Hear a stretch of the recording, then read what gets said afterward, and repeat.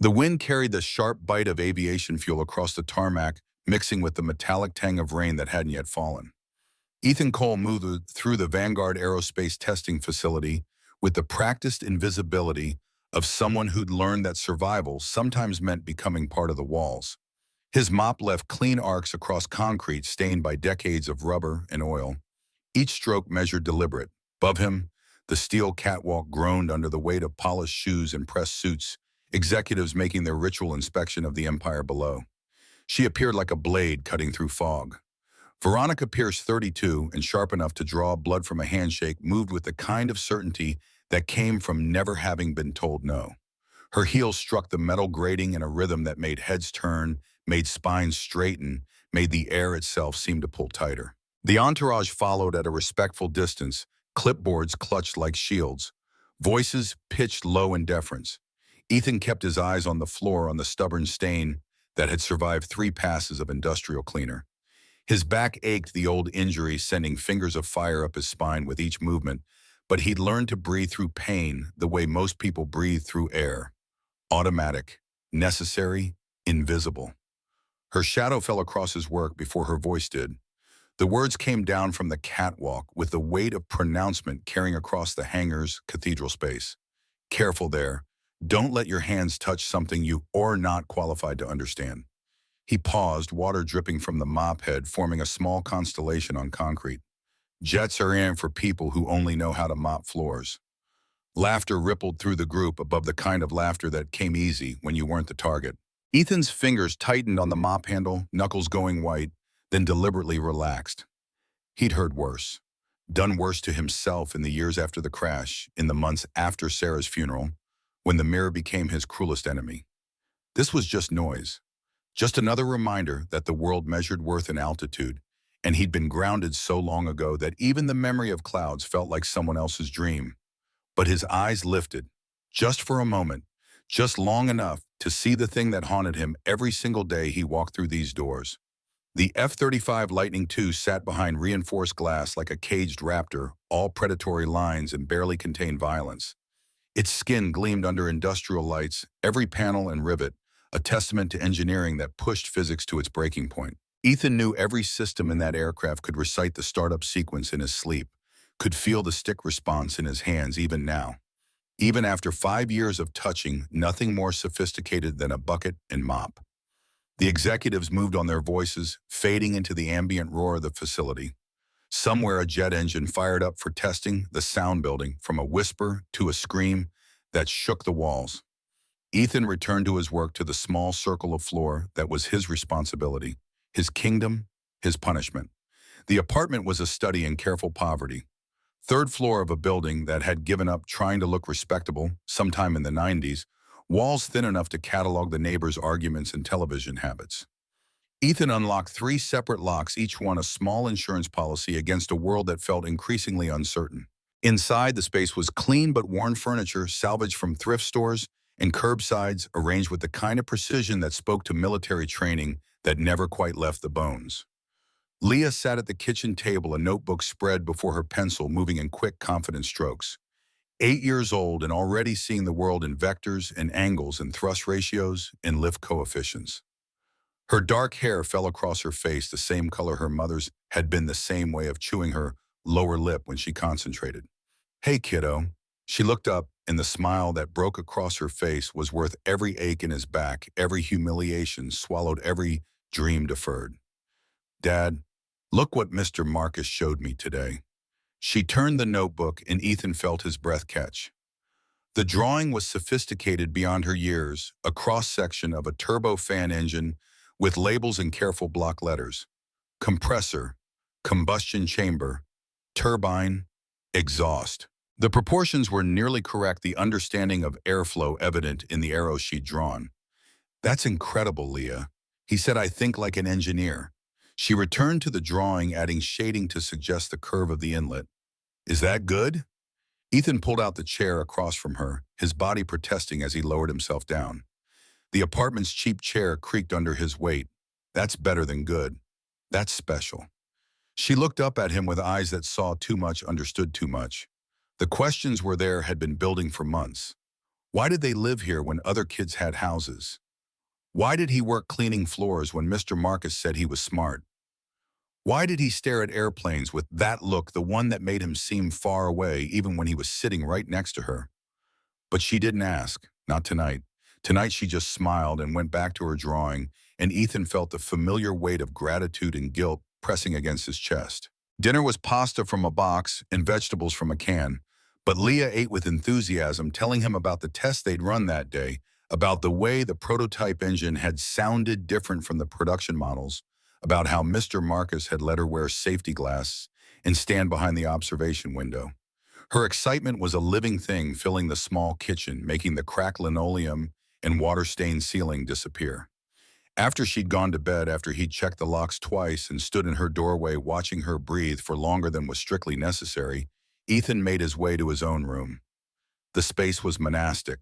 A mattress on the floor, a single dresser, a plastic storage bin that held everything he'd kept from before. He sat on the edge of the mattress and pulled up his right sleeve, revealing the tattoo that ran from shoulder to elbow. The iron wings were still sharp, still proud, rendered in black ink that had held its color through years in pain and loss. Beneath them, in a script that was simultaneously elegant and brutal, ran the words Wings of Valor, the squadron patch, the promise, the reminder of who he'd been. Captain Ethan Cole, F-16 Fighting Falcon pilot, Valor Squadron. Call sign, Shepherd. 73 combat missions, 18 years of service. 147 lives saved in the Nevada incident, including a 4-star general and a senator's daughter. 1 Medal of Honor offered and refused. 1 career ended. 1 wife lost to cancer while he was still learning to walk without screaming. The tattoo had seemed like defiance when he'd gotten it 3 months after the discharge. A way of saying that even if he couldn't fly anymore, even if the Air Force had thanked him for his service and shown him the door with a pension that barely covered rent, he was still a pilot. Still had wings, even if they only existed in ink and memory. Now it felt like a ghost, a reminder of a man who died somewhere over the Nevada desert, even if his body had kept on breathing. He pulled his sleeve down and lay back on the mattress, staring at the ceiling, where a water stain formed a shape that looked almost like a cloud. Almost like the kind of cloud he used to punch through at Mach 1.5, feeling the stick shudder in his hands, feeling the jet respond to his thoughts before his muscles even moved. Sleep came slowly, and when it did, it brought the dreams it always brought. The cockpit, the alarms, the stick frozen in his hands, the ground rushing up impossibly fast, inevitably final. Then Sarah's face pale against hospital sheets, her hand cold in his, her voice a whisper. Don't let Leah stop looking up. He woke in darkness, heart-racing sheets soaked with sweat. The apartment was silent except for the distant sound of traffic and the couple in 3B arguing about money again. Ethan lay still until his breathing slowed, until the adrenaline faded, until he could trust himself to stand without shaking. 3 in the morning, 4 hours until his shift started. He padded quietly to the kitchen, made instant coffee with water heated in the microwave, and sat at the table where Leah had drawn her engine diagrams. The notebook was still there, left open, and he traced the lines with a careful finger. She had Sarah's gift for seeing how things fit together, for understanding systems and relationships. But she had his stubborn refusal to accept that some skies were meant to be unreachable. The combination terrified him. The world had ways of breaking people who reached too high, who wanted too much, who believed that hard work and talent were enough. He'd been one of them once. Top of his class at the academy, fastest qualification times. The kind of pilot that instructors pointed to, that commanders requested by name. He'd believed the meritocracy myth, believed that excellence was its own reward, believed that the sky would always be there for people who earned their wings. Then came Nevada. Then came the choice that wasn't really a choice at all, between abandoning his wingman or breaking formation protocol. Then came the shrapnel and the ejection and the 2 days in the desert with a spine injury that slowly, inexorably ended everything he'd built. The Air Force had been apologetic, generous even. Full medical benefits, honorable discharge, glowing recommendations for civilian positions. But the message underneath was clear enough. You're broken now. We have no use for broken things. Thank you for your service. Here's your medal. Don't let the door hit you on the way out. He'd tried to explain it to Sarah during those last months. Tried to put into words how it felt to lose not just a job, but an identity. a purpose, a reason for existing. She'd understood in that way she had, where words weren't necessary because the silence between them carried meaning enough. But she was gone now, and Leah was all that remained, and every decision he made was filtered through a single question that woke him at 3 in the morning and followed him through every shift. How do you teach your daughter to dream when your own dreams turn to ash? How do you tell her to reach for the sky when you know bone deep and certain that the sky has ways of crushing people who get too close? The coffee was bitter and cheap, but it was hot, and it gave him something to do with his hands. Veronica Pierce's office occupied the top floor of Vanguard Aerospace's headquarters building, a glass and steel monument to her father's legacy. The space was austere, almost aggressive in its minimalism. A desk that could have doubled as a landing strip, windows that offered a panoramic view of the testing facility, the runways, the aircraft in various states of assembly. No family photos, no personal mementos, nothing that could be used against her, nothing that suggested weakness or sentiment or anything other than absolute focus. She stood at those windows, now watching the sun rise over the facility, turning the concrete and steel gold and crimson. Behind her, the office was dark except for the glow of multiple computer screens displaying real-time data on every project, every deadline, every dollar at stake. 6 months. She'd been CEO for 6 months, and every single day felt like an examination she might fail. The board watched her with the hungry patience of vultures waiting for mistakes, cataloging every decision that didn't immediately yield profit. The press treated her like a curiosity, a woman in her 30s running a defense contractor, always with that unspoken question hovering. But can you really? Her father had commanded this view for 37 years. Sterling Pierce, the man who'd built Vanguard from a scrappy startup to a pillar of American aerospace. He'd been a giant physically and metaphorically, filling rooms with his presence, bending competitors and politicians to his will through sheer force of personality. When he'd collapsed at his desk when the heart attack had taken him between one contract negotiation and the next, it had felt impossible that someone so large could simply stop existing. Veronica had been in Tokyo when it happened, closing a deal naturally. That's what he would have wanted, what he would have expected. She'd gotten the call from her assistant, had stood in a hotel room overlooking Shibuya Crossing, had watched thousands of people moving in organized chaos below, and had felt absolutely nothing. The nothing had scared her more than grief would have. She'd flown home, had delivered a eulogy that made the board members nod approvingly, had shaken hands and accepted condolences, and stepped into her father's shoes without missing a beat. Inside, she'd been screaming. Inside, she'd been that little girl again, standing in the same office, watching her father work, desperate for his attention, his approval, his love.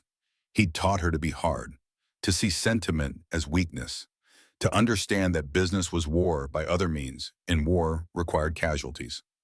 She'd absorbed those lessons, had made herself into a blade sharp enough to cut through doubt and hesitation and anything that looked like vulnerability. Now she was CEO, and the blade was cutting her from the inside out. Her phone buzzed, a text from the head of engineering about the Apex 7 engine test. Everything on schedule, no complications. The demonstration in 3 months would cement Vanguard's position as the premier military contractor, would silence her doubters, would prove that Sterling Pierce's daughter could not only fill his shoes but exceed his legacy. She turned from the window, her reflection ghostly in the glass. Her father stared back from a photograph on the far wall, the only personal item she allowed herself. He stood next to a fighter jet, younger, vital, shaking hands with a pilot whose face was blurred by motion. She'd asked about that photo once years ago. Her father had been uncharacteristically quiet, his expression distant. That pilot saved my life. Emergency landing during a test flight. Could have ejected, saved himself. Stayed with the aircraft, brought us down in a sandstorm. Refused the medal we tried to give him. Just disappeared. She'd pressed for more details, but Sterling had changed the subject, and she'd learned not to push when he got that look. Now staring at the photo in the pre-dawn light, Veronica wondered what kind of person refused recognition. What kind of person saved lives and asked for nothing in return? It seemed naive, almost offensively idealistic. In her experience, everyone wanted something. Everyone had an angle. People who claimed otherwise were either lying or stupid. The phone buzzed again, a calendar reminder. Budget meeting in 6 hours. She had to cut another $2 million from operations, had to justify it to a board that wanted blood, that wanted proof she could make the hard decisions. She made a note to review the janitorial contracts. There was always fat to trim in the lower echelons. Marcus Hale moved through the Vanguard facility with the careful gait of someone who'd rebuilt their body from broken parts. The helicopter crash in 1987 had shattered his left leg in 14 places, had given him chronic pain that flared with every weather change, had ended his own flying career before it really began. But it had also taught him to see things other people missed, to notice the small details that told bigger stories, like the way the new janitor moved. Marcus had been an engineer at Vanguard for 41 years, had seen thousands of workers come and go. He'd developed an instinct for reading people, for understanding who they were by how they carried themselves, how they interacted with the aircraft, how their eyes tracked the jets. Ethan Cole moved like someone who understood, not in the way that mechanics understood, with their knowledge of parts and systems. Ethan moved like someone who'd felt these machines respond, who'd asked something impossible of them and received it. His posture near the aircraft was different, reverent, but familiar, the way you'd approach something you loved but had lost the right to touch. Marcus watched from the corner of the maintenance bay as Ethan worked, mopping around a tool cart with careful efficiency. The janitor's eyes kept drifting to the F-35 behind glass, and in those glances, Marcus saw something that made his instincts flare. Recognition, longing, loss. After Ethan moved on to another section, Marcus approached the spot where he'd been working. The floor was spotless, but that wasn't what interested him. Next to where Ethan had been standing, someone had left a toolbox open. Inside, wrenches were arranged by size, perfectly aligned, grouped in a pattern that Marcus recognized. Flight line organization. The way you arranged tools when seconds mattered, when you needed to grab the right one without looking, when an aircraft was waiting, and time was money, and lives hung in the balance. Marcus took out his phone and pulled up his photo archive, scrolling back through years of images. He found what he was looking for in 2012. A gala at Andrews Air Force Base honoring a classified mission. He'd been there as a civilian contractor, had shaken hands with pilots, whose names he wasn't allowed to know, whose faces appeared in photos with strategic shadows obscuring identity. But he'd kept one picture.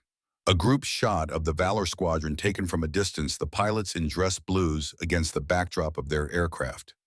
Marcus zoomed in on the faces, squinting at the low resolution, trying to match features to a man he'd known for only 3 months. Third from the left, similar build, similar bearing. The same way of standing, weight slightly favored on the right leg, shoulders squared, despite obvious pain. Marcus felt his heart rate pick up. He knew the official story of Valor Squadron. Training accident over Nevada, total loss, all personnel declared KIA.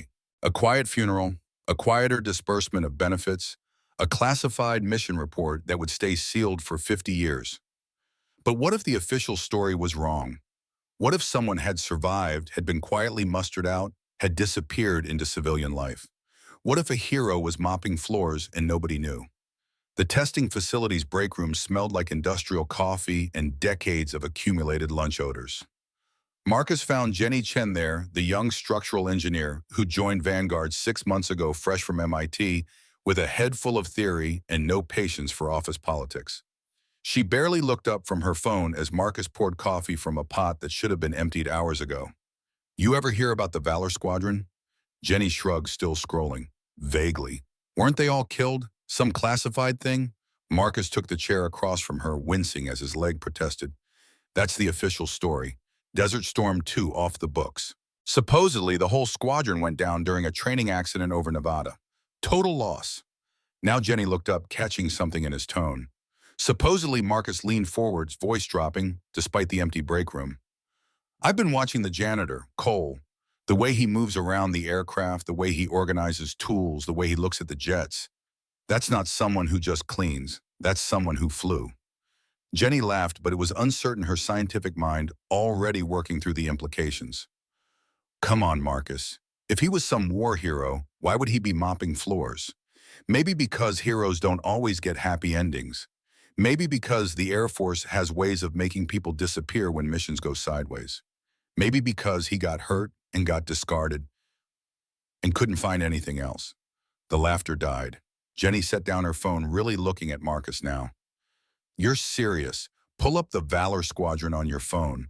Look at the photos from the 2012 gala. Third from the left. Jenny's fingers moved quickly, years of search optimization ingrained.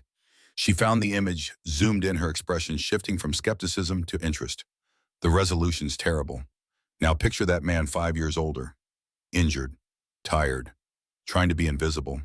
Jenny stared at the phone, then looked toward the facility beyond the break room walls. Holy shit. You really think it's him? I think we work with someone who saved 147 lives in a single mission. I think we work with someone who was offered the Medal of Honor and turned it down. I think we work with someone who deserves better than being invisible. So what do you do? Marcus stood slowly, his legs sending sparks of pain up his spine. First I watch, I confirm. Then if I'm right, I figure out how to help a man who probably doesn't want to be helped. After Marcus left, Jenny sat alone with her phone staring at the grainy photo. She pulled up her university database, Access, started searching for declassified mission reports, started tracing the edges of a story that someone had tried very hard to bury. The more she searched, the more the pieces fit. The Valor Squadron's final mission, the rescue operation in a Category 4 sandstorm, the crash reports that were suspiciously vague, the casualty list that included names but no bodies, no wreckage photos, nothing conclusive. And then buried in a supplementary report that had been declassified by accident, a single line that made Jenny's breath catch. One pilot name redacted, sustained severe spinal trauma. Medically discharged. Whereabouts unknown. She screenshot the document, sent it to Marcus, and went back to work. But her mind kept drifting to the janitor she'd passed 100 times, never once looking close enough to see. The rumors spread the way rumors always spread in close quarters. A whisper in the maintenance bay. A conversation overheard at the fabrication station. By the end of the week, half the facility was looking at Ethan Cole with new eyes, trying to see beneath the uniform, trying to match the man pushing a mop cart with the legend Marcus was suggesting. Some people scoffed. Some people were intrigued. Some people felt ashamed that they'd walked past someone extraordinary without noticing. Ethan himself remained oblivious. He kept his head down, did his work collected. Leah from school went home to their apartment where the walls were thin and the future was uncertain. He'd gotten good at being invisible. It was the only way he knew how to survive. Tuesday afternoon brought the moment that would change everything. Leah had finished her homework early, had begged to come see the facility, had promised to sit quietly in the designated family area. Ethan had relented, grateful for her company, for the way she made the massive hangars feel less empty. But 8-year-olds had a way of wandering, of following curiosity down corridors they shouldn't explore, of finding their way into restricted areas because the sign said authorized personnel only. And wasn't Daddy authorized? Didn't that mean she was too? She found the restricted testing zone by accident, drawn by the sound of machinery, by the promise of something new. The area was empty except for a few engineers working on the far side, too absorbed in their diagnostics to notice a small girl slipping past the access point. The blueprint bin caught her attention. Large format drawings, some marked for recycling, some marked for archival. She pulled one out carefully, spreading it on the floor, her small fingers tracing lines and labels. The drawing showed a fuel system schematic complex, and beautiful, each line connecting to others in a web of purpose and precision. Leah pulled out her notebook, started copying what she saw, whispering the labels to herself. Primary fuel pump, secondary backup, cross-feed valve. Her pencil moved quickly, her young mind absorbing information with the hungry efficiency of childhood. She didn't hear the heels approaching until they were posts, didn't realize she was in trouble until a shadow fell across her drawing. Veronica's voice was cold, precise, designed to cut. Who let this child in here? Leah looked up, eyes wide, dark, suddenly aware that she'd made a terrible mistake. The woman above her looked like the villains in movies, all sharp edges and cold eyes. I was just looking. The words came out, small, apologetic, already knowing they wouldn't be enough. This is a place for people who know how to fly, not people who dream. Veronica gestured toward the prototype fighter jet behind glass, the Apex 7 that represented hundreds of millions of dollars, thousands of hours, everything her father had believed Vanguard could become. Do you know how much that costs? More than your house, more than your school, more than anything you'll ever touch in your life. Leah's face flushed, shame and fear mixing in equal measure. She stood clutching the blueprint to her chest, trying to make herself smaller. I'm sorry, I didn't mean... Where's your parent? The question hung in the air like an accusation. Before Leah could answer, before the tears threatening to spill could break free, Ethan appeared. He'd been 2 floors down when someone mentioned seeing a little girl near the restricted zone. Panic had gripped his chest, had sent him running despite the protest of his back, despite the way his leg wanted to give out. He'd taken stairs 3 at a time, had burst through access doors, had let fear override every instinct for self-preservation. Now he stopped at the edge of the testing zone, breathing hard, taking in the scene. His daughter scared and small, the CEO cold and commanding, the blueprint that Leah shouldn't have touched. "I'm sorry, ma'am." The words came automatically, years of military deference overriding the anger building in his chest. She won't. She won't what? Wander into $1 million facility again. Veronica's gaze swept over him, taking in every detail. The janitor's uniform damp with sweat from running, the mop and bucket he'd left by the door, the calluses on his hands, the way he held himself despite obvious pain, spine straight, shoulders squared. Something flickered in her expression. Not recognition, not yet, but something close to it. A feeling that she'd seen this posture before, this bearing that spoke of training and discipline in a past that didn't match the present. You think mopping floors in a hangar will get you back into the ski. The words landed like a physical blow. The room fell silent. Other workers nearby stopped what they were doing, pretending not to listen, but everyone was listening. Everyone was watching. Ethan's jaw tightened. His hands curled into fists at his sides, then slowly, deliberately relaxed. He'd learned this response the hard way through years of therapy, through months of physical rehabilitation, through the grinding process of learning to live with loss. Some battles weren't worth fighting. Some opponents weren't worth engaging. Some humiliations had to be swallowed whole because the alternative was losing everything that mattered. Not here, not in front of Leah. He took his daughter's hand, gently pulling the blueprint from her fingers, setting it on a nearby table. The drawing was meticulous, he noticed, detailed beyond her years. Sarah would have been proud. "Come on, kiddo, let's go." As they walked toward the exit, Leah's voice was small but steady. "Dad, you used to fly, didn't you?" The question stopped him for half a step. Around them, workers exchanged glances. Veronica's expression shifted, something like curiosity replacing the cold dismissal. Ethan looked down at his daughter, at her upturned face full of questions he didn't know how to answer. His throat was tight, his chest compressed by weight that had nothing to do with his injured spine.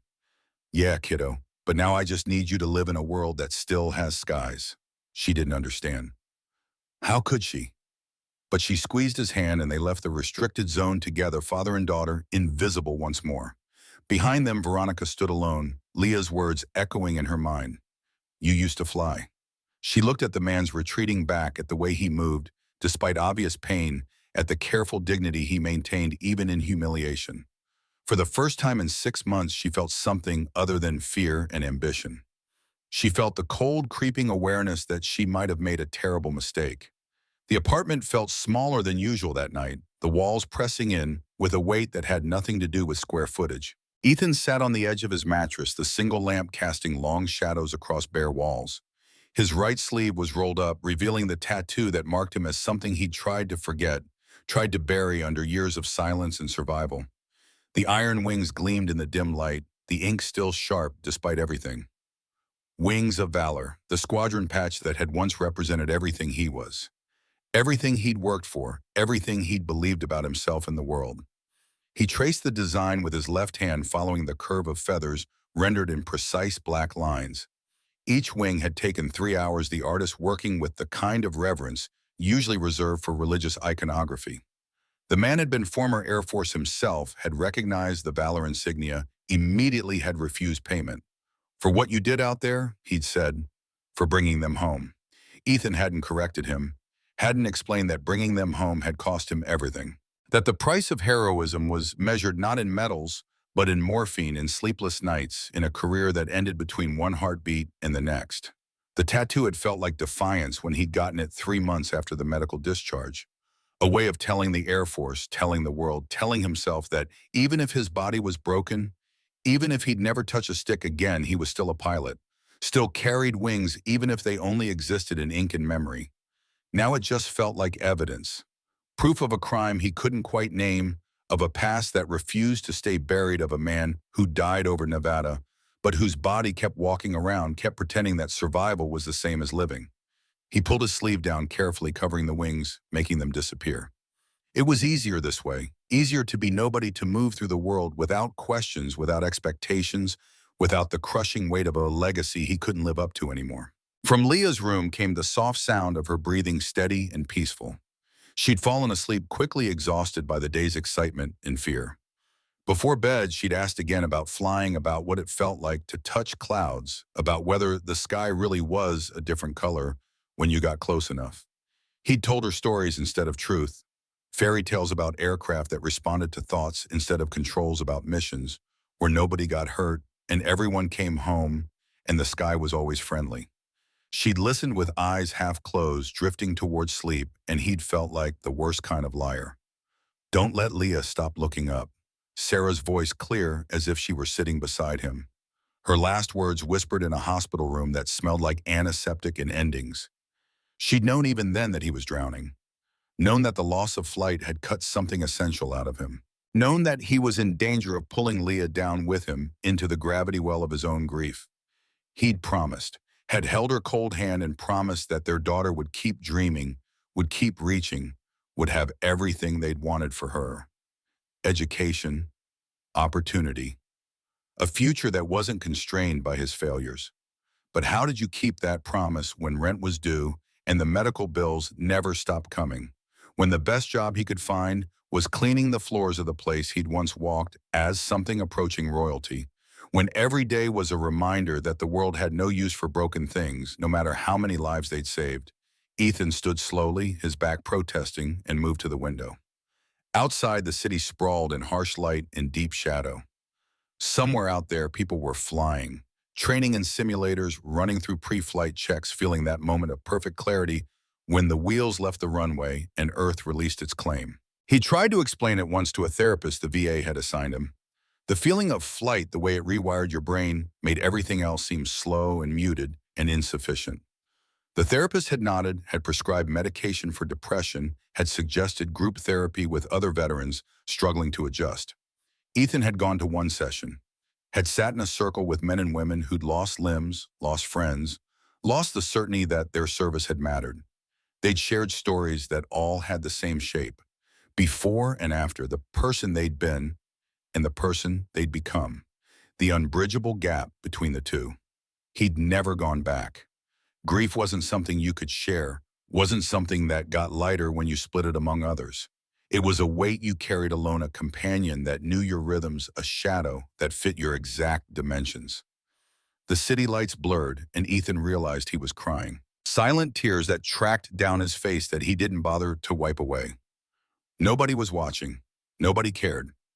He was alone with his ghost, with his failures, with the crushing certainty that he'd peaked at 29, and everything after was just decline.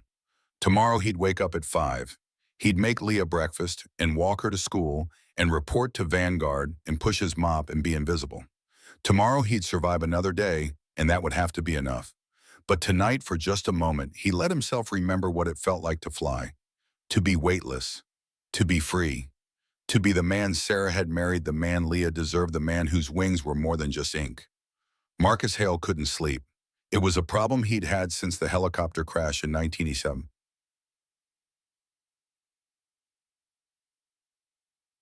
Since the night they'd pulled him from burning wreckage with a leg that would never quite work right again. Pain was part of it, sure. The titanium in his femur that ached when weather changed, the nerve damage that sent phantom signals at random intervals. But mostly it was his mind. Once it latched onto a problem, it wouldn't let go. Kept worrying at questions like a dog with a bone, turning possibilities over and over until patterns emerged. Tonight the question had a name: Ethan Cole. Marcus sat at his kitchen table, laptop open and surrounded by printouts and notes. His wife had given up trying to get him to bed hours ago, had left him with a kiss on the forehead and a reminder to take his pain medication. The evidence was circumstantial but compelling. The way Ethan moved, the tool organization, the look in his eyes when he watched aircraft, the timing of his arrival at Vanguard 6 months after the official Valor Squadron casualty reports. Marcus had pulled every string he had had called in favors from friends at the Pentagon, had searched through declassified documents with the obsessive focus of someone who understood that truth often hid in bureaucratic language and careful omissions. The Valor Squadron's final mission was still mostly classified, but the outline was clear enough. Rescue operation in Nevada. Category 4 sandstorm. Civilian aircraft down with VIPs aboard, including a 4-star general and a senator's daughter. Weather too severe for standard rescue.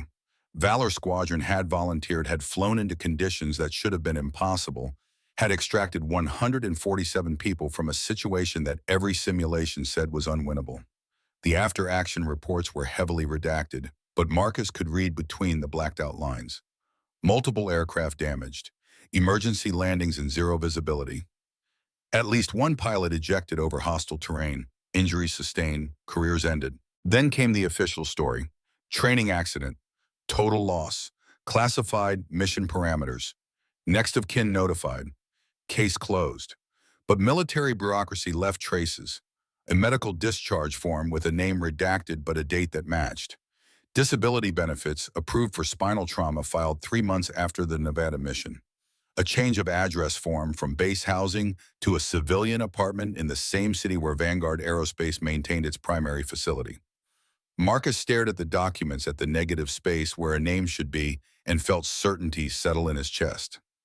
Ethan Cole was Valor Squadron, had been part of the most decorated rescue operation in modern Air Force history, had saved lives that went on to shape policy to win elections to matter in ways that most people never would. And now he was mopping floors. The injustice of it burned.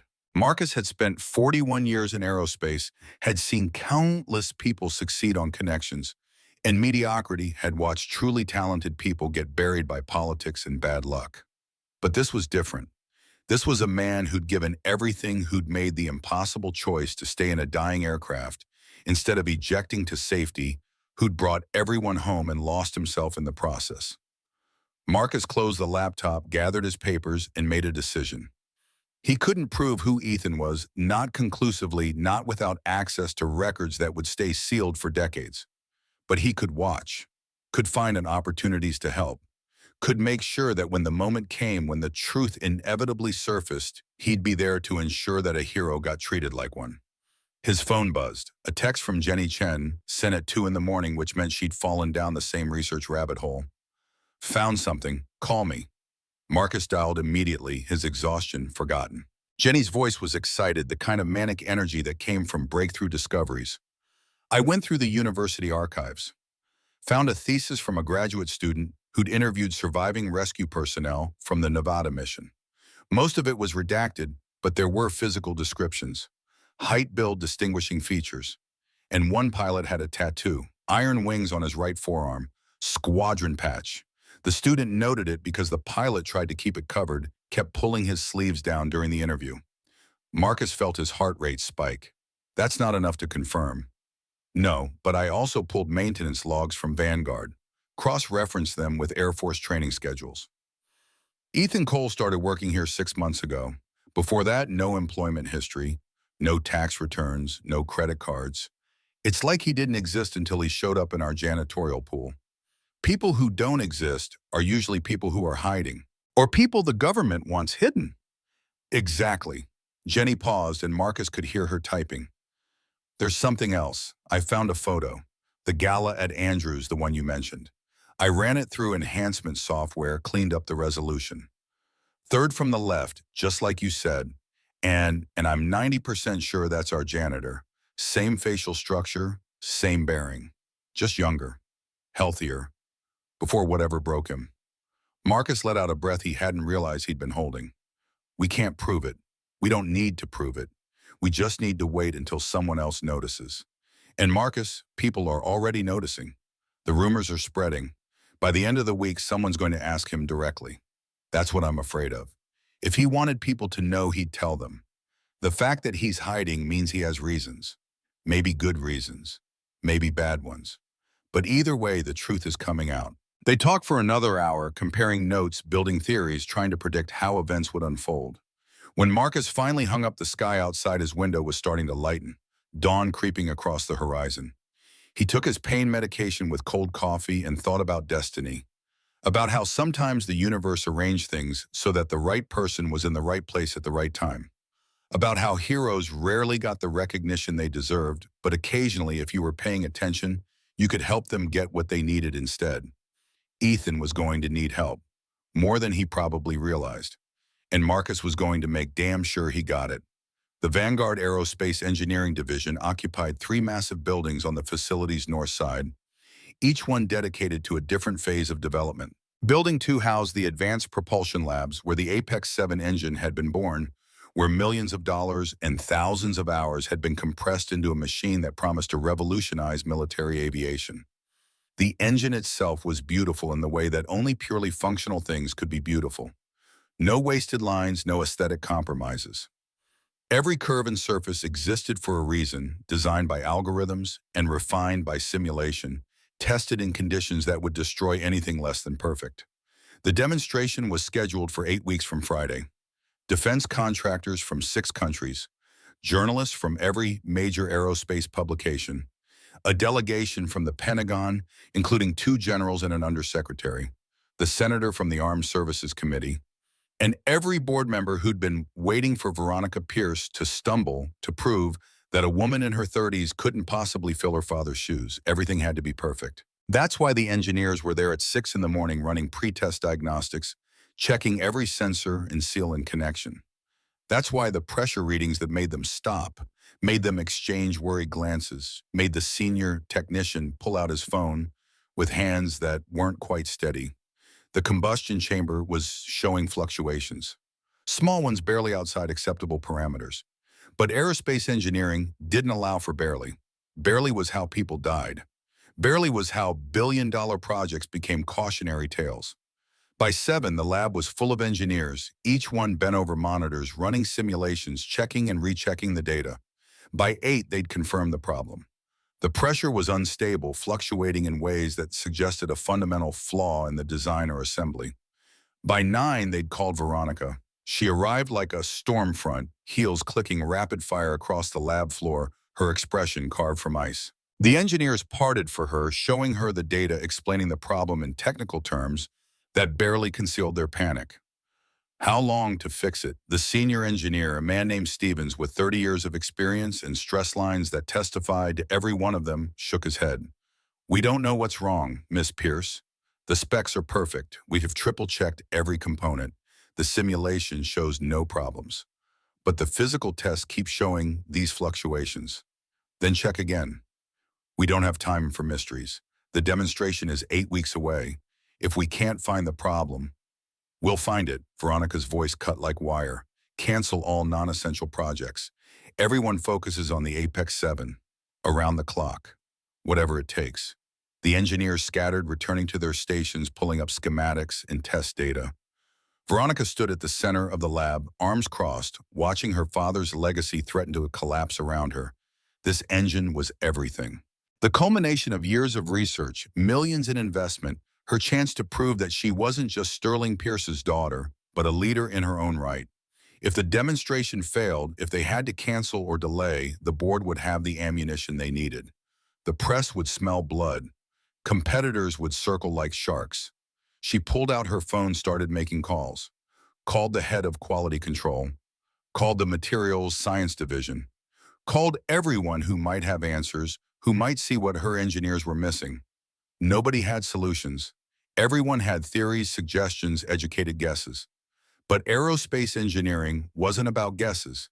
It was about certainty, about understanding every variable, about eliminating failure through pure rigor. Veronica ended the last call and stood alone in the lab. Around her, engineers worked with the quiet desperation of people who knew their jobs hung in the balance. She thought about her father, about how he would have handled this. He would have been calm, she knew. Would have projected absolute confidence, even if he felt none. Would have found the flaw through sheer force of will. She tried to channel that certainty, that unshakable belief in his own competence. But all she felt was fear, cold and sharp, wrapping around her chest like wire. The morning shift change brought Ethan through the propulsion lab's outer corridor. He wasn't supposed to be in this section yet, but the schedule had been adjusted to accommodate the increased engineering activity. More people meant more mess, more coffee spills, and dropped components and tracked in debris. He moved through the space with his practiced invisibility mop and bucket, his camouflage, his ticket to move through restricted areas without question. Janitors were like furniture, present but unnoticed, essential but invisible. The lab's main floor was visible through reinforced glass, a theater of organized panic. Engineers hunched over workstations. Managers gestured at screens. In the center of it all, Veronica Pierce stood like a general surveying a losing battle. Ethan paused, bucket in hand, watching through the glass. He'd seen this kind of crisis before in ready rooms, before missions went sideways in hangars, when maintenance crews discovered problems that couldn't be fixed in time. The body language was universal. Stress, fear, the knowledge that something was very wrong and nobody knew how to make it right. On the far wall, a screen displayed the Apex 7 schematic, large enough to be legible, even from the corridor. Ethan's eyes tracked across the design, automatically old training, kicking in before conscious thought. He'd studied hundreds of engine schematics during his service, had learned to read them, the way most people read books. Understanding how each component related to others, how the system breathed and burned, and produced the controlled violence that kept aircraft aloft.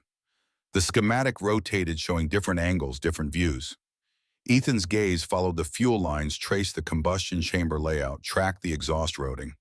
Then he saw it. The second exhaust valve was reversed, installed backwards so that instead of directing flow away from the combustion chamber, it would create a feedback loop at high altitude. The error was subtle, invisible in simulation because the simulations assumed correct installation. But in practice at altitude, when the pressure dynamics changed, it would cause exactly the kind of fluctuations they were seeing. And it would kill people. Ethan knew this with absolute certainty. Knew it, the way he knew his own heartbeat, knew it from thousands of hours in cockpits where understanding systems meant the difference between living and dying. At 20,000 feet, when the temperature dropped and the pressure fell, that valve would create a cascade failure. The engine would destabilize, might tear itself apart, might explode, might do any number of things that ended with aircraft falling from the sky and pilots running out of options. He stood in the quarter bucket, in hand mop, dripping water onto clean floor, and faced a choice he had hoped never to face again. He could walk away, keep his head down, maintain his invisibility, let the engineers figure it out themselves. It wasn't his problem, wasn't his responsibility. He was just a janitor, just someone who cleaned floors and collected a paycheck and tried to keep his daughter fed. But pilots would fly this engine, would trust their lives to it, would climb into cockpits believing that every component had been checked, that every system was sound, that the people on the ground had done their jobs. He thought about his wingman over Nevada, about the moment when Sterling's engine had failed, when he called Mayday with a voice that stayed level despite the terror underneath, about the choice Ethan had made to stay with him, to guide him down through a sandstorm that turned the world into grinding chaos. He thought about Leah drawing airplane engines in her notebook, dreaming of skies she might one day touch. He thought about the tattoo hidden under his sleeve, the wings that marked him as something he'd tried to stop being. Then he set down his bucket and stepped forward toward the lab entrance, toward the engineers, and their unsolvable problem, toward a future that would force him to become visible again. The lab's security door required a badge Ethan didn't have, but it was propped open, held by a tool cart someone had wheeled partway through. He slipped inside, moving with the purposeful stride of someone who belonged, someone who had business here. The trick to invisibility was confidence. Walk like you have permission, and most people won't question it. The engineers were too absorbed in their crisis to notice a janitor approaching. Ethan navigated between workstations, his heart hammering against his ribs, his mouth dry. Every instinct screamed at him to turn back, to retreat to safety, to remember that speaking up had never worked out well for him. But the schematic on the wall showed a death trap, and he couldn't walk away from that. His feet carried him forward, even as his mind cataloged every reason to stop. He'd learned to be invisible, had perfected the art of moving through spaces without leaving impressions, without creating ripples, without drawing the kind of attention that led to questions he couldn't answer. Breaking that invisibility now felt like stepping off a cliff, like that moment in the cockpit when you committed to a maneuver that couldn't be undone when the only way out was through. The lab stretched before him, a cathedral of technology and desperation. Engineers hunched over workstations, their faces illuminated by the blue-white glow of monitors. Managers gestured at screens, their body language screaming frustration and fear. In the center of it all, Veronica Pierce stood like a general surveying a losing battle. Her spine rigid, her jaw set, her entire being radiating the kind of control that came from terror, carefully contained. Ethan recognized that posture. Had worn it himself during missions when everything was falling apart, and the only thing keeping the crew together was the illusion that someone knew what they were doing.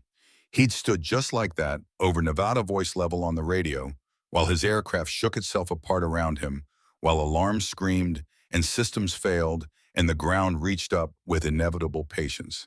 "Excuse me." His voice came out rougher than intended, scraped raw by nerves and the certainty that he was about to destroy the careful anonymity he'd built. The nearest engineer glanced up, frowned at the interruption, then returned to his screen with the dismissive efficiency of someone who'd learned to filter out irrelevant information. Ethan took another step forward, his heart rate climbing his palms, sweating despite the lab's aggressive air conditioning. "Excuse me." Louder this time, cutting through the ambient noise of computers and hushed conversations, through the white noise of crisis that made people tunnel vision on their immediate problems. Heads turned, not many, not yet. Just a few engineers at nearby stations, their expressions moving through mild irritation toward curiosity. But it was enough to create a ripple enough to make other people look up enough to draw attention toward the janitor who'd broken the invisible barrier between support staff and engineers. Veronica turned. Her eyes found him across the lab floor, recognition sparking immediately. The janitor. The one with the daughter who'd wandered into restricted areas. The one she'd humiliated in front of witnesses whose quiet dignity had made her feel small in ways she hadn't wanted to examine. Her expression shifted through surprise to irritation to cold dismissal, all in the space of a heartbeat. What the word was a challenge, a warning, a dismissal all at once. Around her, engineers were stopping their work, swiveling in chairs, turning to watch this unexpected disruption. Ethan felt the weight of their attention like physical pressure, felt his throat trying to close, felt every reason to stay silent and clamoring for dominance. The medical discharge paperwork, the sympathetic looks from VA counselors, the polite rejections from every aerospace company he'd applied to, each one citing his physical limitations, each one suggesting he'd be better suited for roles that didn't require standing for long periods or lifting heavy objects. The slow grinding process of understanding that the world had no use for broken heroes, that medals and commendations meant nothing when your body couldn't perform the tasks employers needed. He'd learned to accept it, had swallowed the humiliation, had taken the janitorial position because it was the only offer that came with health insurance comprehensive enough to cover Leah's needs, had made peace with being invisible because invisible meant employed, meant fed, meant surviving one more day in a world that had become hostile and uncertain. But this wasn't about him. This was about pilots who would trust their lives to an engine with a fatal flaw. This was about families who would get folded flags and empty promises. This was about the choice he'd faced over Nevada, the one that wasn't really a choice at all. Stay with your wingman or save yourself. Risk everything or live with knowing you could have helped. He'd chosen risk then. The decision cost him his career, his health, his wife's last years when she'd needed him whole and present instead of broken and distant. But it had brought Sterling's aircraft down safely, had saved the passengers, had meant that 147 people went home to their families instead of becoming statistics in a classified report. He pushed the words out anyway. The second exhaust valve. It's reversed. Silence crashed across the lab like a wave. 20 engineers stared at him with expressions ranging from confusion to disbelief to the first stirrings of offense. Veronica's expression went from irritation to something darker, more dangerous. Her eyes narrowed, her shoulders squared, and Ethan saw her father in that moment, saw the man from the photograph who'd built an empire through force of will and refusal to accept contradiction. That's why the pressure is uneven. It'll fail at altitude. More silence. Well, then someone laughed, a nervous sound, quickly suppressed, the kind of laughter that comes when tension breaks in unexpected directions. Stevens, the senior engineer, a man with 30 years of experience written in the stress lines around his eyes and the gray threading his temples, stepped forward. His face was flushed, his hands clenched at his sides. "Who exactly do you think you are?" The question hung in the air, weighted with implications. Who are you to question our work? Who are you to suggest we've made mistakes? Who are you to exist in this space at all? You who clean our floors and empty our trash and remind us by your mere presence that there are people whose value the world has measured and found wanting. Ethan felt the familiar shame trying to rise, the internalized message that he should know his place, should accept his station, should be grateful for employment, and stop reaching for things that were no longer his to touch. But he also felt something else, something he'd thought was dead. Anger, clean and bright and righteous. Nobody, just someone who knows what a backwards valve looks like. Veronica moved closer, each step, deliberate, controlled her heels clicking against the lab's tile floor in a rhythm that matched his elevated heart rate. When she spoke, her voice was low, meant to cut, without raising volume, meant to draw blood in ways that wouldn't leave visible scars. I don't need lessons from someone who mops floors. This is a billion-dollar project. These are the best engineers in the country, and you think you can waltz in here and diagnose problems they can't see. She was close enough now that Ethan could see details. The tension in her jaw, the fine lines around her eyes that suggested she wasn't sleeping well, the way her hands were clasped together so tightly her knuckles showed white. She was terrified, he realized. Not of him, not of being wrong, of being found insufficient, of failing to measure up, of proving that all the doubters were right. He understood that terror, had lived with it during his final months of service, when every flight check revealed new limitations, when the flight surgeon kept finding reasons to ground him, when the possibility of medical discharge went from distant threat to inevitable reality. The terror of having your identity stripped away, of losing the thing that defined you, of facing a future where everything you'd built was suddenly irrelevant. Ethan met her eyes, and for the first time since entering the lab, his fear receded. He'd faced worse than her anger, had flown through conditions that should have killed him, had held his wife's hand while cancer stole her away, piece by piece had watched her fight and fade, and finally surrender to an enemy that didn't care about courage or will or love. This woman, for all her power and position, couldn't hurt him worse than life already had. I'm not trying to teach anyone anything. I'm trying to stop pilots from dying. The words came out quiet but clear, carrying across the lab with unexpected force. Simple, direct, stripped of ego or agenda. Just a statement of fact, of purpose, of the thing that had driven him to break his cover, despite every instinct screaming caution. Veronica's expression flickered, something moving behind the anger. Surprise, maybe? Or recognition. The look of someone hearing truth they didn't want to acknowledge. Her mouth open, closed. Whatever response she'd been preparing died unspoken. Before she could recover, before the moment could solidify into something else, Marcus Hale appeared at the lab's far entrance, moving as fast as his damaged leg allowed. He'd heard about the crisis through the engineering grapevine, had known immediately where Ethan would be during his shift. When he'd seen the empty corridor where Ethan should have been working, when he'd heard raised voices from the lab, he'd known. The moment had come, ready or not.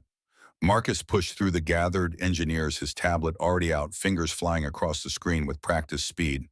He'd been an engineer long enough to know how to pull up schematics, how to overlay installation photos, how to verify claims before they became disasters. He found the valve diagram, compared it against the quality control documentation that tracked every component installation.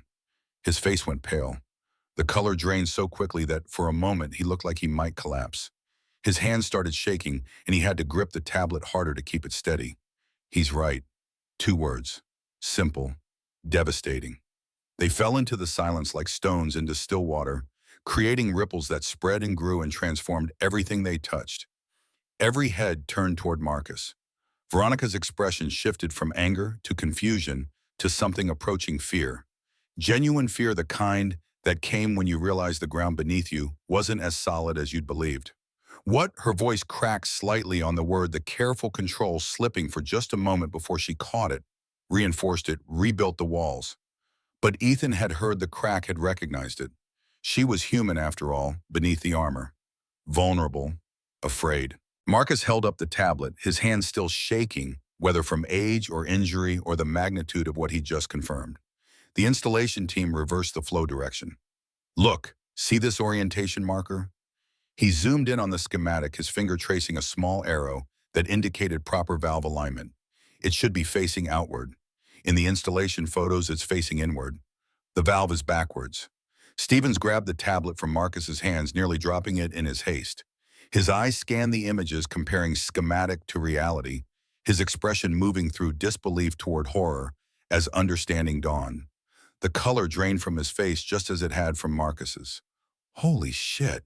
He looked up at Ethan, really seeing him for the first time. Not as a janitor, not as an interruption, but as someone who just saved lives, saved careers, saved a project that represented years of work and millions of dollars. His eyes were wide, his breathing shallow. How did you know the question everyone wanted answered? How did you spot something we missed? How did you see in seconds what we couldn't find in days? How did someone whose official job description involved cleaning supplies and floor buffers diagnose a complex engineering problem that had stumped the best minds in the facility? Ethan didn't answer. Couldn't answer without opening doors he'd worked years to keep closed. Couldn't explain that you learned to read engine schematics when your life depended on understanding every system that kept you alive at 40,000 feet. Couldn't describe the muscle memory of pre-flight checks the way you trained yourself to spot anomalies, the constant vigilance that became second nature when one overlooked detail could mean death. But his silence was answer enough. The way he stood, the certainty in his eyes, the complete lack of doubt in his assessment. You didn't spot something like that from janitorial training. You spotted it from experience, from understanding systems at a level that went beyond theory, from having lived in environments where perfect knowledge was the only thing standing between you and catastrophe. The lab erupted into controlled chaos. Engineers swarmed the schematic, pulling up installation records, running new simulations with the corrected orientation. Stevens was already on the phone with quality control, his voice tight with barely suppressed panic, demanding to know how this had happened, how the checks had failed, how something so critical had slipped through multiple layers of oversight. Someone started calculating access time, how long it would take to remove the housing reverse, the valve reinstall, everything, run the complete test battery again. 48 hours minimum, assuming they worked around the clock. Maybe 60 if they ran into complications, if other issues emerged during the teardown, if Murphy's Law decided to make an appearance. The demonstration was 8 weeks away, but they'd scheduled a full systems test in 3 days. Press releases had already gone out to aerospace journals, to defense publications, to the financial press that tracked Vanguard's every move. Investors had been notified, their calendars blocked, their expectations set. The timeline was public, locked in, immovable, without consequences that would ripple through stock prices and board confidence in Veronica's already precarious position. Veronica stood frozen in the center of the chaos, watching her engineers work with frantic efficiency, watching them solve a problem they'd never have found without intervention from a man she'd dismissed as beneath her notice. The weight of that realization was crushing, pressing down on her chest, making it hard to breathe.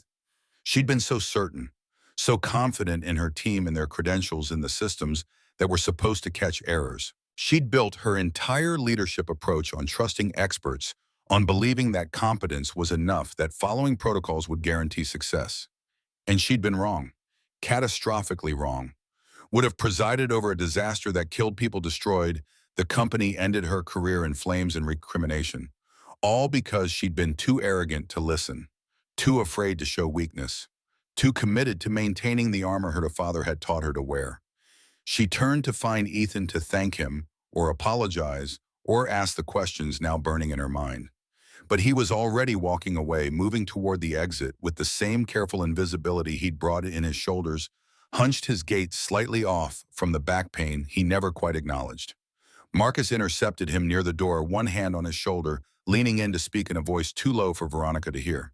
Ethan shook his head, a short, sharp gesture of refusal. He pulled away from Marcus's grip, not roughly but firmly, with the finality of someone who'd made a decision and wouldn't be swayed. Wait, Veronica's voice carried across the lab, cutting through the noise of engineers and phone calls and the ambient hum of equipment. It came out sharper than she'd intended, more command than request, but she was too off balance to modulate properly. Ethan stopped. His spine stiffened, his shoulders drew back, but he didn't turn around. Stayed facing the exit, one hand on the doorframe, his entire posture screaming the desire to leave, to flee, to return to safety. How did you know that? For a long moment, he didn't respond. Veronica waited, feeling the attention of every person in the lab, feeling the moment stretch and thin, like a wire pulled too tight. Around them, the chaos had quieted. Engineers had paused, their work phones had been lowered, conversations had died. Everyone was watching, waiting to hear the answer to the question they all wanted asked. When Ethan finally spoke, his voice was quiet, nearly lost in the ambient noise, but it carried weight that had nothing to do with volume. Lucky guess. The words were dismissive, deliberately inadequate, designed to shut down further inquiry. But they landed wrong, felt wrong, rang false in a way that made Veronica's instincts flare. Then he walked out the door, closing behind him with a soft click that sounded impossibly loud in the sudden silence. He was gone, disappeared back into the facility's corridors, back into invisibility, leaving behind questions and confusion, and the unsettling certainty that nothing about Ethan Cole was what it seemed. Marcus watched him go, his expression complex. Sadness mixed with understanding, frustration tempered by respect. He stood at the threshold, 1 foot in the lab, 1 foot in the corridor, caught between worlds just as Ethan was caught between identities. Veronica crossed the lab floor, her heels clicking, and stopped beside Marcus. Their eyes met, and in that exchange understanding passed. Questions were asked without words, confirmation given without speaking. The kind of communication that happened between people who'd learned to read subtext, to hear what wasn't said, to recognize truth in silences and gestures. That wasn't luck. Marcus's voice was soft but certain, carrying the weight of conviction earned through observation and research, and the kind of pattern recognition that came from decades of reading people. Veronica's throat felt tight, her chest compressed by the growing weight of realization. Then what was it that was someone who's lived at 20,000 feet?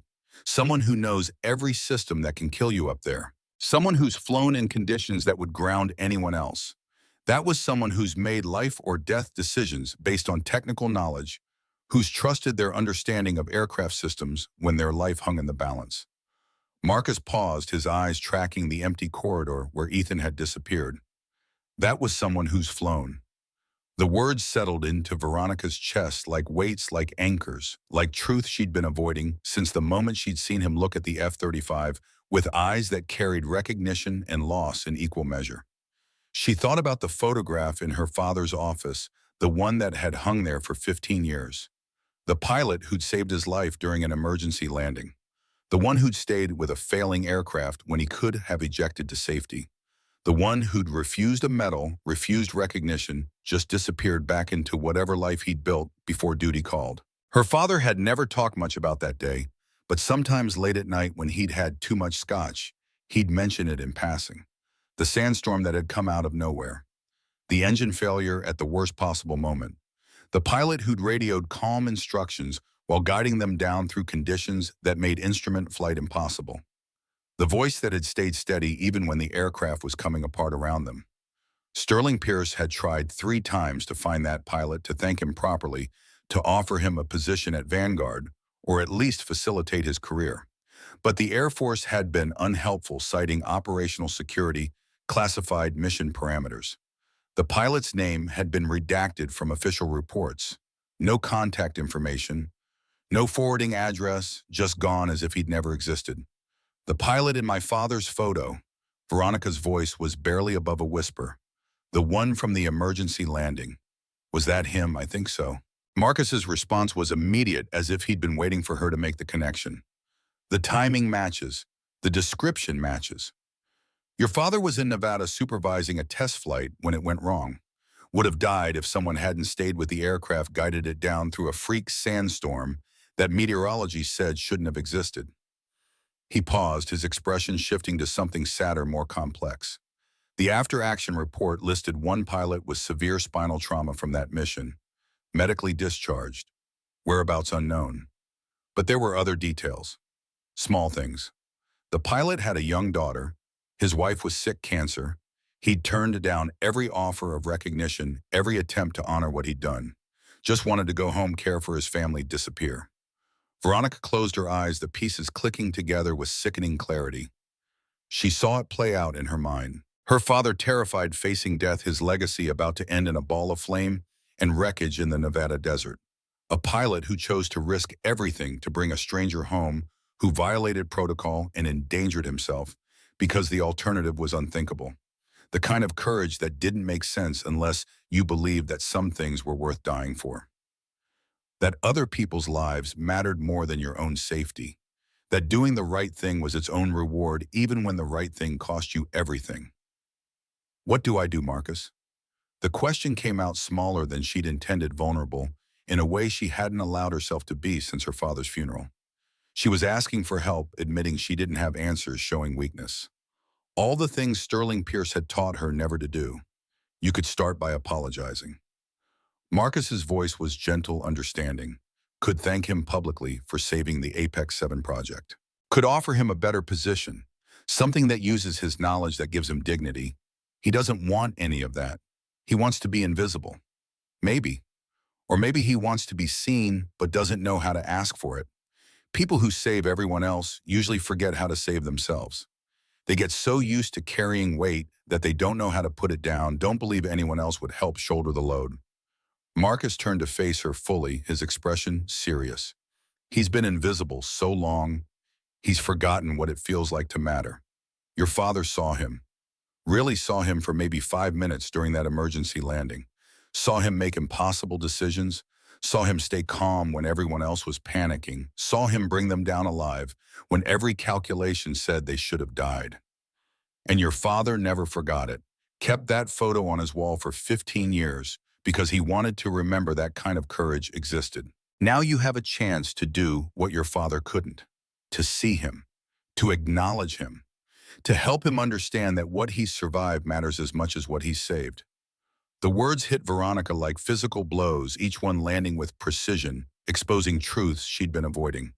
She thought about Ethan's face when she'd insulted him, the quiet dignity, the complete lack of anger. She thought about his daughter's eyes wide and scared, clutching that blueprint like it was treasure.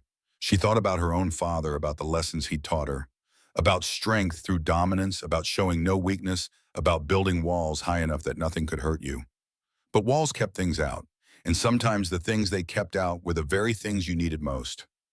Compassion, connection, the ability to admit when you were wrong and ask for help making it right. I need time to think, Marcus nodded, understanding. But don't take too long. Men like Ethan Cole, they're good at disappearing. If you wait too long, try to approach this wrong, he'll vanish, and you'll never find him again. He's already got one foot out the door. It wouldn't take much to push him through it completely. Veronica returned to her office, her mind racing, her chest tight with emotions she didn't quite know how to name. The space felt different now, contaminated by new knowledge, by the understanding that she'd nearly presided over a disaster because she'd been too arrogant to listen, too afraid to show weakness, too committed to maintaining an image that was killing her from the inside out. She stood at the window overlooking the facility, watching tiny figures move between buildings. Somewhere down there, Ethan Cole was finishing his shift, collecting his daughter from the family waiting area, preparing for another evening in an apartment that probably cost more per month than most people realized was possible in a city where aerospace money inflated everything. Her father stared at her from the photograph on the wall. Veronica walked over to it, lifted it down, studied it closely. The pilot beside Sterling was still blurred by motion, still anonymous, just a shape in a flight suit, with insignia visible on the chest. But now, knowing what she knew, she could imagine the face. Could picture Ethan Cole, 15 years younger, healthier, whole, before the injury, before the loss, before life had taken him apart piece by piece. What had her father said to this man? What conversation had happened after this photo was taken? Had Sterling offered gratitude? Help, anything beyond a handshake and a medal that was refused? She thought about her father's office, about the conversations they'd never had, about how he'd taught her to be hard to see sentiment as weakness, to understand that business was war and war required casualties. But he'd kept this photo, had mentioned the pilot with something approaching reverence, had tried for years to find him, to thank him properly, to repay a debt he felt could never be repaid. Maybe her father had understood something she was only now beginning to grasp. That strength came in different forms. That sometimes the hardest thing wasn't climbing to the top, but reaching down to help someone else up. That true leadership meant acknowledging when you were wrong and working to make it right, even when making it right required humility and vulnerability, and all the things she'd been taught to avoid. Veronica pulled out her phone, hesitated, then called Marcus again. Tell me everything about Valor Squadron, about what they did, about why a decorated pilot would end up where Ethan is now. Marcus talked for 40 minutes, laying out everything he'd researched, everything he'd pieced together from documents and rumors in careful observation. The Nevada mission that had become legend in certain circles. The rescue operation that saved 147 people. The sandstorm that meteorology said shouldn't have been possible. The pilots who'd flown into it anyway because the alternative was unacceptable. He described the aircraft that had limped home damaged, held together by skill and prayer. The pilot who'd stayed with his wingman who guided him down through conditions that turned instruments useless and visibility non-existent. The shrapnel that had struck Ethan's aircraft on the way out, the ejection over desert, the 2 days spent waiting for rescue with a spine injury that was slowly, inexorably ending everything he'd built. The medical discharge that had tried to be generous but couldn't change the fundamental reality. That the Air Force had no use for pilots who couldn't fly. That medals and commendations didn't pay for medical care or put food on tables. That the same service that had demanded everything from him had nothing left to give when he needed help most. The wife who'd been diagnosed with cancer while he was still in physical therapy, learning to walk without screaming. The daughter born healthy but into a family already breaking under the weight of medical bills and uncertain futures. The VA benefits that covered some things but not enough. The job applications that all came back with polite rejections citing his physical limitations. The slow grinding acceptance that he'd have to take whatever work he could find. That pride was a luxury he couldn't afford. That survival meant swallowing humiliation and showing up every day to mop floors in a building where he'd once walked as something approaching royalty. When Marcus finished, silence stretched across the phone line. Veronica sat in her father's chair in the office that was supposed to be hers but still felt like his, and felt the weight of understanding crushing down on her. The pilot in my father's photo. She said it as a statement, not a question. That was him. That was Ethan Cole saving my father's life. And my father tried to thank him, tried to help him, but couldn't find him because the Air Force made him disappear. Yes, and now he's here, has been here for 6 months. Right under our noses. And I've been treating him like he's disposable. Her voice cracked on the last word, the careful control finally breaking. Veronica put her head in her hands, feeling tears she'd been holding back for 6 months finally break free. She cried for her father, for the man he'd tried to be, and the lessons he'd taught her that were both right and wrong in ways she was only now understanding. She cried for Ethan, for everything he'd lost, for the quiet dignity with which he'd accepted his fall. She cried for herself, for the woman she'd become hard and cold, and so afraid of seeming weak that she'd become something worse than weak. She'd become cruel. What do I do, Marcus? How do I fix this? You start by apologizing, not publicly, not as CEO to employee, privately as one person to another. You acknowledge what he did, what you did, and you ask him what he needs. Not what you think he needs, what he actually needs. Marcus paused. And Veronica, be prepared for him to say no. Be prepared for him to want nothing from you except to be left alone. He's survived this long by not needing anyone. Accepting help means admitting he can't do it alone anymore. That's harder than you think.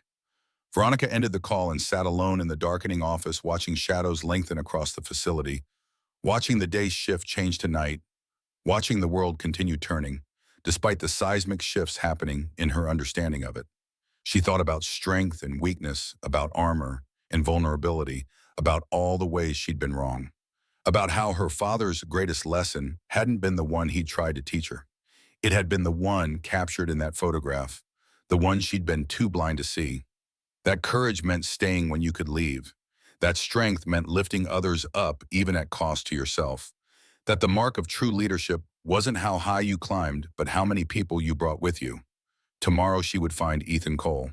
Would speak to him not as CEO to janitor, not as power to powerlessness, but as one person to another, as someone who was just beginning to understand what it meant to fall and what it might mean to try getting back up.